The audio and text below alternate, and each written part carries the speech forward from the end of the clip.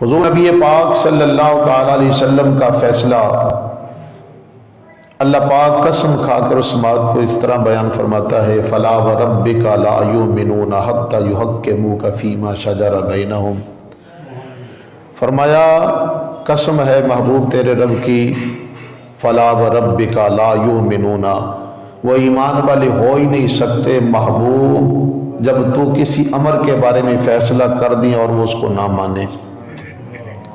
پتہ یہ چلا کہ جو اللہ کا رسول کسی بات کے متعلق فیصلہ کر دے تو پھر ایمان والوں کو کوئی اختیار ہی نہیں ہے، یہاں تو اختیار مکمل ختم ہو جاتا ہے، اس لیے کہ جس رسول صلی اللہ علیہ وسلم کے صدقے سے اللہ پاک نے ہمیں ایمان کی دولت سے سرفراز کیا ہے، جب وہ کسی امر کے متعلق فیصلہ فرما دیں اور پھر کوئی مسلمان اسلام کا دعویٰ بھی کرے اور پھر اس امر کے متعلق انکار کرنے کی راہیں بھی تلاش کرے، راہ فرار بھی تلاش کرے، یا جن کے متعلق میرا رسول فیصلہ فرما دے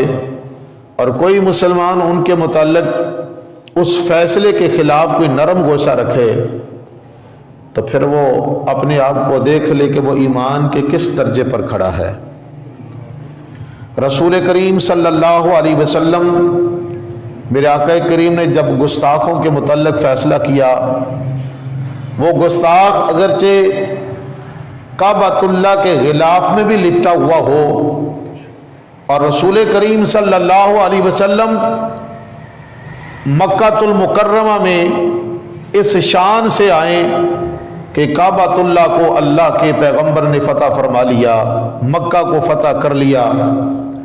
اور وہ دشمن، وہ کافر لوگ رسول کریم علیہ السلام کو جو اللہ کے گھر میں داخل نہیں ہونے دیتے تھے، آج وہی دشمن لوگ ہیں جو اپنے ہاتھوں سے چابیاں پیش کر رہے ہیں، اور وہ شخص ہر ایک کو امان مل گئی، جو ابو سفیان کے گھر میں آتا اس کو بھی امان ہے، جو اپنی تلوار کو نیچے رکھ دے اس کو بھی امان ہے، اور جو رسول کریم صلی اللہ علیہ وسلم کے صحابہ کے سامنے لڑائی کرنے سے اپنے ہتھیار کو ڈال دے اسے بھی امان ہے،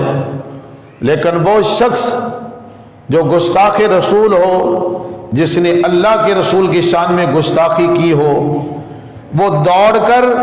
اللہ کے گھر کی دیواروں کے ساتھ چمٹ جائے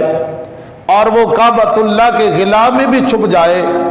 اور صحابہ آ کر عرض کریں یا رسول اللہ ابن قتل وہ کعبۃ اللہ کے غلافوں میں لپٹ گیا ہے، کیا اس کو چھوڑ دیں؟ تو رسول کریم صلی اللہ علیہ وسلم کا حکم سنیے، میرے سرکار فرماتے ہیں وہ گستاخ رسول ہے، وہ اگرچہ کعبۃ اللہ کے غلافوں میں لپٹ گیا، اس کو وہاں ہی قتل کر دو، اس کو وہاں قتل کر دو، گستاخ رسول کو معافی، گستاخ رسول کو معافی نہیں ہے، اس کے متعلق میرے رسول کا ایک ہی فیصلہ ہے، گستاخ رسول کی ایک ہی سزا، سر تن سے جدا، سر تن سے جدا، اور جو گستاخ رسول کی معاونت کرے، ان کے متعلق نرم گوشے رکھیں۔ حیران اس بات پہ ہوتی ہے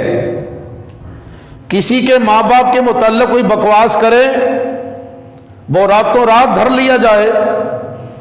کسی وزیر مشیر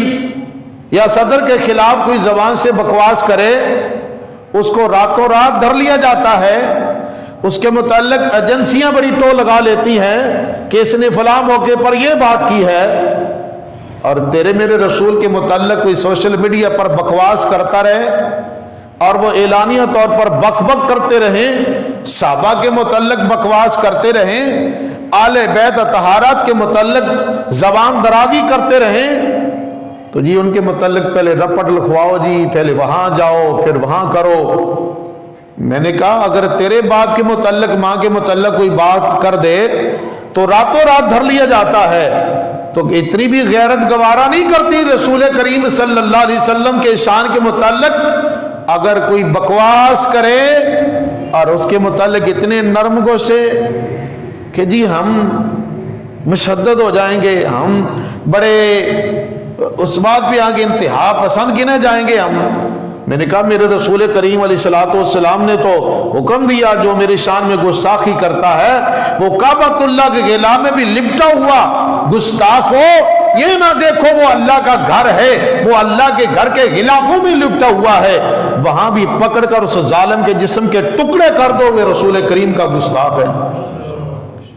پتہ